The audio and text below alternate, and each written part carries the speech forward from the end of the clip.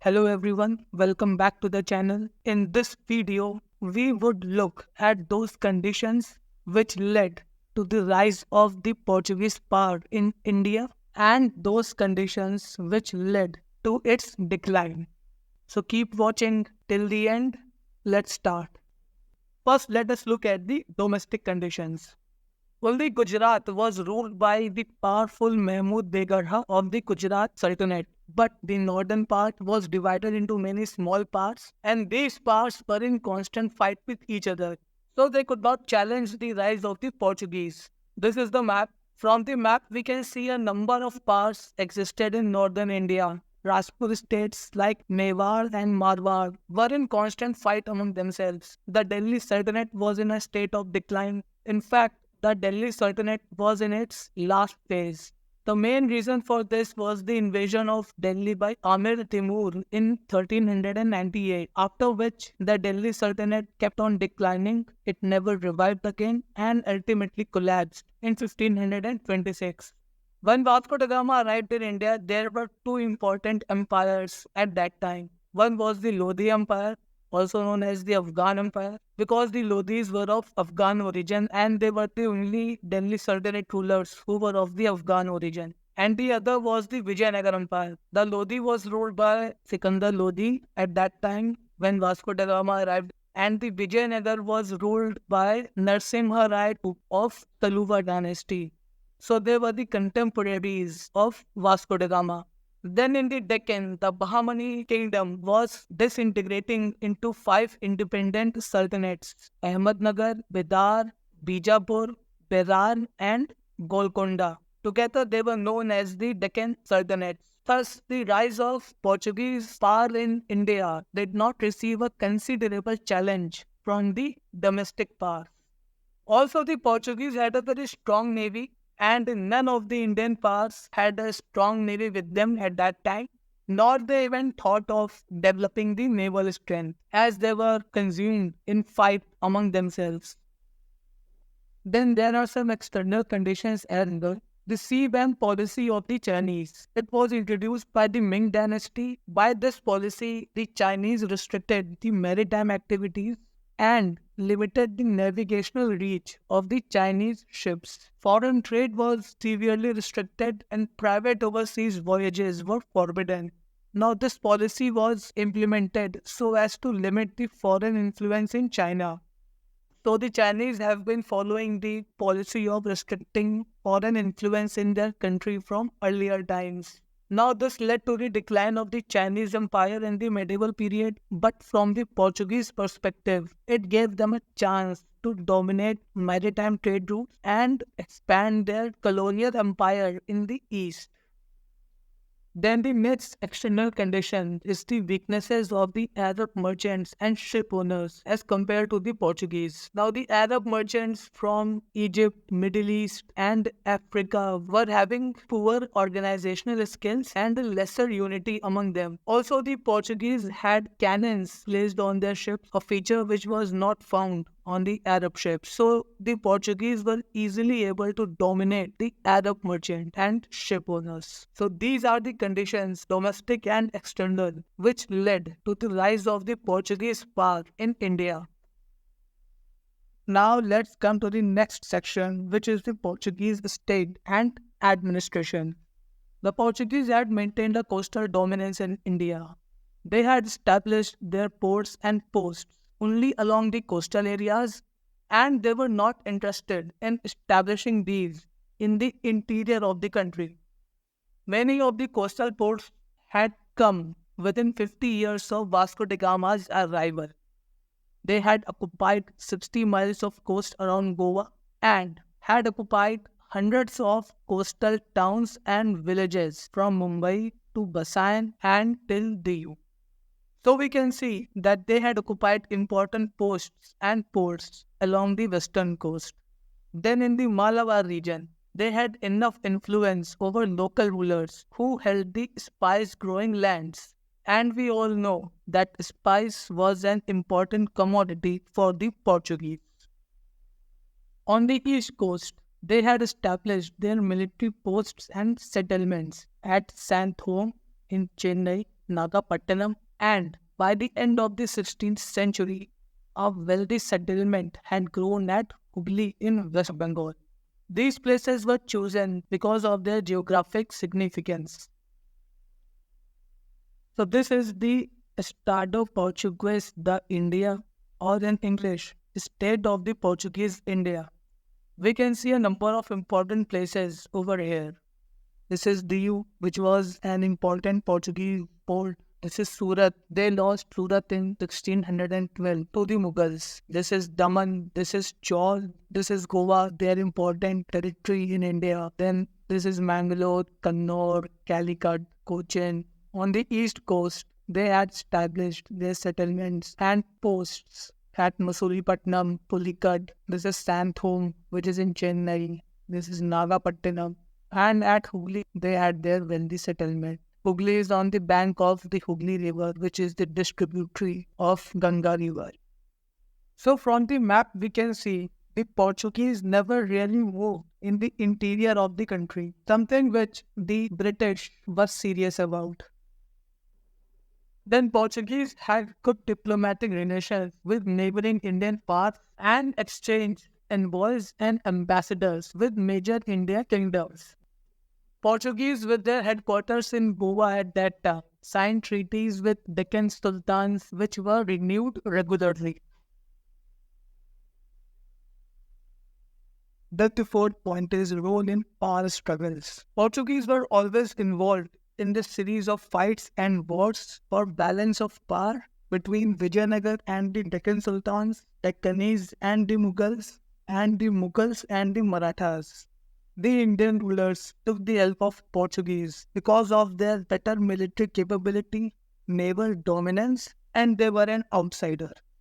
And the Portuguese helped these Indian rulers because of their own strategic interests.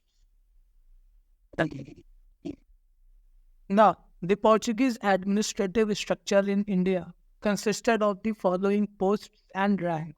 The head of the administration was Viceroy. He served for 3 years with his secretary, and in later years he was given a council.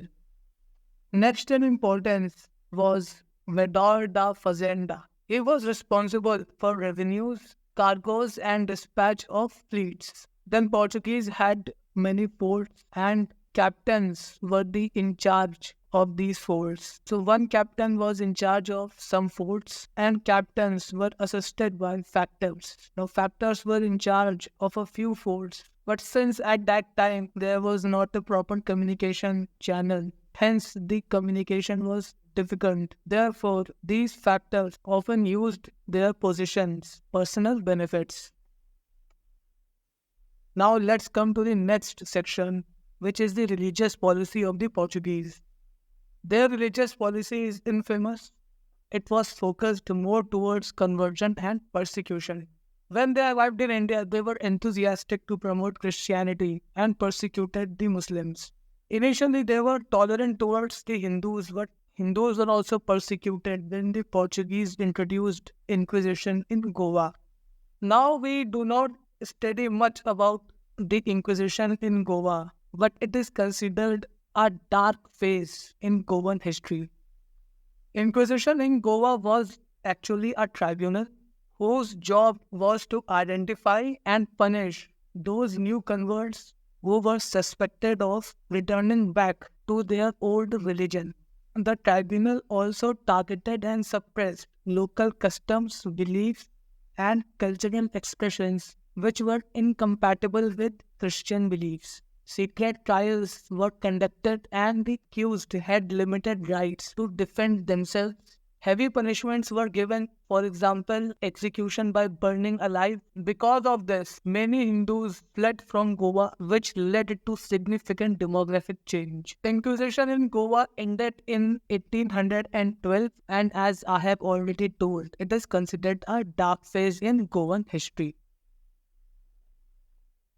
Moving ahead, in 1579, two Jesuit fathers, Rodolfo Acquaviva and Antonio Monserrat, led the first Christian mission to Fatehpur Sikri on the invitation of Akbar. Only these two names are important. since they have been asked many times in the state PCS examinations.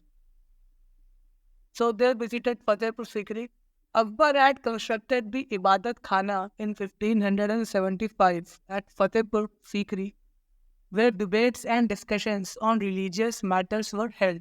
Learned persons from different religions were invited here by Akbar. So these two Jesuit fathers led the Christian mission there. Since the Portuguese were in their zeal to promote and spread Christianity, they were hoping that they would convert Akbar. But this didn't happen and they were disappointed. Same thing happened with the second and third mission when they couldn't convert Akbar. Next, Jahangir ascended the Mughal throne after his father Akbar. Orthodox Muslims were not happy with Akbar's religious tolerance towards the Christians. Therefore, to assuage the Muslims, Jahangir neglected the Jesuit fathers.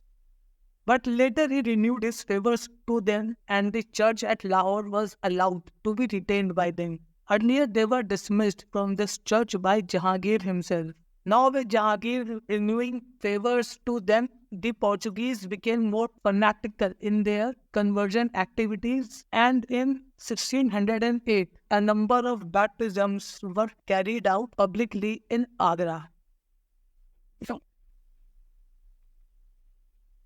Next section is losing favor with the Mughals. The Portuguese started losing favor with the Mughals. Number of reasons are responsible for it. The coming of the English undermined the Portuguese power.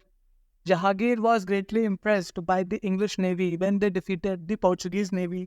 Till then, the Portuguese navy was considered as the best. But this incident reduced the significance of the Portuguese in the eyes of the rulers. The Portuguese were involved in acts of piracy which caused conflict with the Mughal government. Then in 1613, they captured Mughal ship and imprisoned many Muslims, which enraged Jahangir. And finally, during the reign of Shah Jahan, the Portuguese lose all the advantages forever which they had enjoyed in the Mughal court. Next is capture of Hooghly. The Portuguese settled at Hooghly in 1579. There they monopolized the manufacture of salt, built a custom house of their own, and strictly enforced the levy of duty on tobacco. So they were earning good amount of revenue from Hooghly. They were also involved in the cruel slave trade, where they purchased or seized Hindu and Muslim children and brought them as Christians. So in course of this evil activity, they seized two slave girls of Mumtaz Mahal. And we all know that Mumtaz Mahal was favorite queen of Shah Jahan. This was the triggering point. Already Mughals were frustrated and angry over the despised activities of the Portuguese. So Shah Jahan ordered the Bengal governor Qasim Khan to take action against the Portuguese. On 24th June 1632, the siege of Hooghly began. Both sides suffered casualties and finally the Portuguese lost. They started fleeing Hooghly. From the defense point of view, the choice of Hooghly has always been poor. When the English settled there, even they could not defend themselves from the Mughal attack. But the English were clever and they shifted to Calcutta, which lies on the other side of the river Hooghly, providing them with a good defense. The next section is decline of the Portuguese. By the end of the 18th century, the Portuguese in India lost their commercial influence. Many of the Portuguese took to piracy and robbery. Both external and internal reasons were responsible for the decline of the Portuguese. So you can take a look at these points. There is nothing to explain here. Brazil was discovered, which became the economic center of the overseas empire of Portugal. Vijayanagar Empire declined in 1662. After the fall of the Vijayanagar Empire, the importance of Goa as a port declined. And then the Marathas captured Goa in 1683. So these are the reasons of the decline of the Portuguese Empire. Now, we are left with the final section on significance, where we will examine the contributions made by the Portuguese. We will cover this in the next video. So do watch that video. Thank you.